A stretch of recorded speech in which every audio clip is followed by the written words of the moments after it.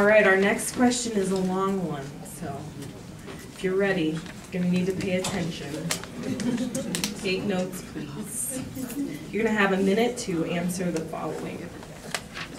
The port and its staff have long operated in ways that are neither transparent nor accountable. Despite promised reforms following the arrival of the new CEO and release of the state auditor's report, community, labor, and environmental groups have experienced little change in the port's behavior.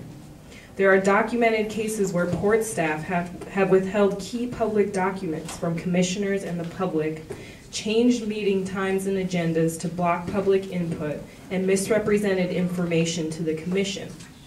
The Port Commission hasn't been responsive. When your taxpayer money is used negatively, when your taxpayer money is used to subsidize operations to which you know nothing about, it is a shame.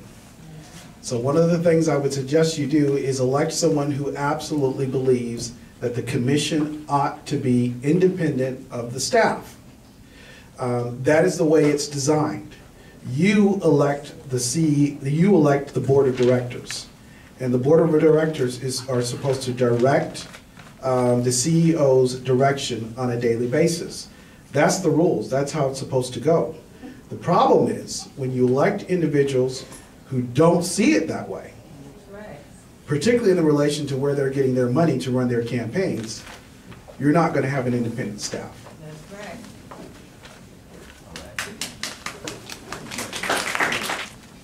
To follow up on what Rob said and to continue that thought, a big problem at the port is there's no staff that work for the commission. They all work for the executive director. Right. They're all accountable to the executive director.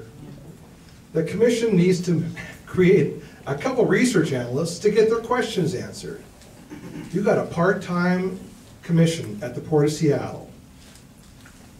They're paid $6,000 a year. Now, so clearly that's part-time. How are they going to get their questions answered?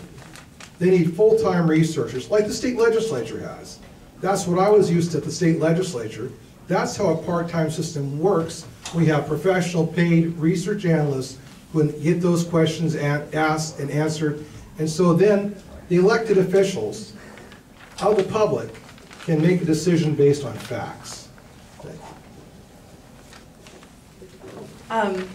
I think that this has probably been really the most visible problem that the port has had in recent history, and I think that Tom is uniquely qualified to address it. My dad has spent, sorry if I switch between Tom and my dad, it's kind of weird for me to call him Tom. Tom has worked for good governance for the past 15 years or so in projects like the Municipal League of King County. He was the chair of it when they wanted to close it down, and that's really been a voice for good governance in our county. He's worked on regional transportation commissions and other volunteer efforts of the sort. But I think at the end of the day, and this is my personal opinion on it, it really comes down to the integrity of the people on the commission. I mean, these are people who are paid to represent the people of King County, and that's what's most important. The Port of Seattle is a little like an oil tanker, and for a long time the port was headed in the wrong direction. But now we've got a new CEO, we've got a good commission in place, and like an oil tanker, we're starting to turn in the right direction. And that really includes transparency and openness for you, the citizens and taxpayers of King County. There's been resolutions adopted, there's reforms underway. They're not transparent yet fully to the public, but it is underway right now, and I as a commissioner will see those through fully for you. One program I'd like to see really implemented was the workplace diversity, let me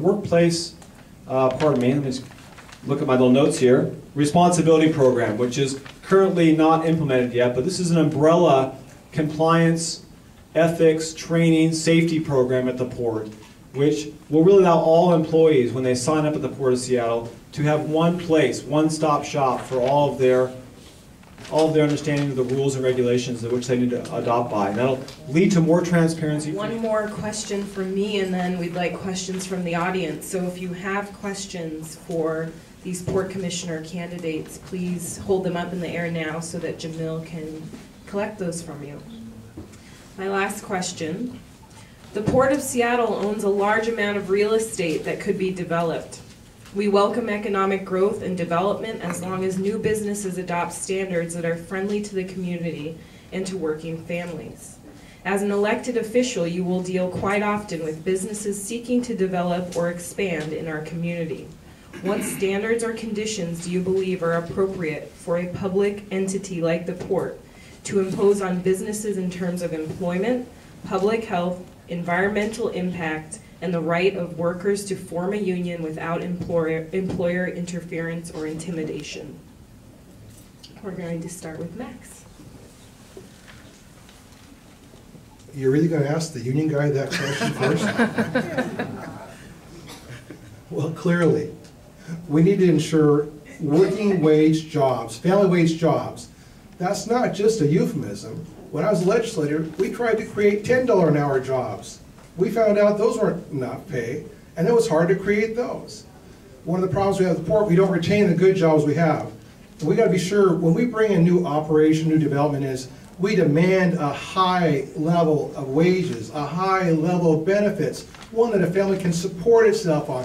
That's what we need. Don't bring any fly-by-night companies in here. They're just going to suck from the community and get the public and get the residents and their employees working and depending on social services. That's just wrong. We don't need Walmarts here. We don't need that business model. We don't need the model of the truck drivers being sharecroppers on wheels. We need a model that works, that produces good jobs and good wages.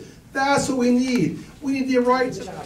I don't know if I can be quite as impassioned as that, but I'll do what I can. Sorry. Well, I definitely agree with a lot of Max's points there.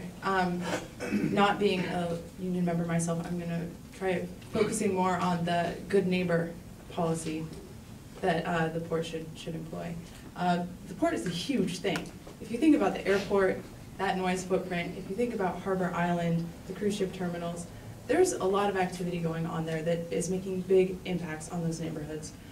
So I think that it's really vital that the Port makes sure that they're actually mitigating the noise impacts that are happening around the airport and the third runway, and that they're making sure that the tenants are good environmental stewards and good neighbors to the people who live close to Port property. So.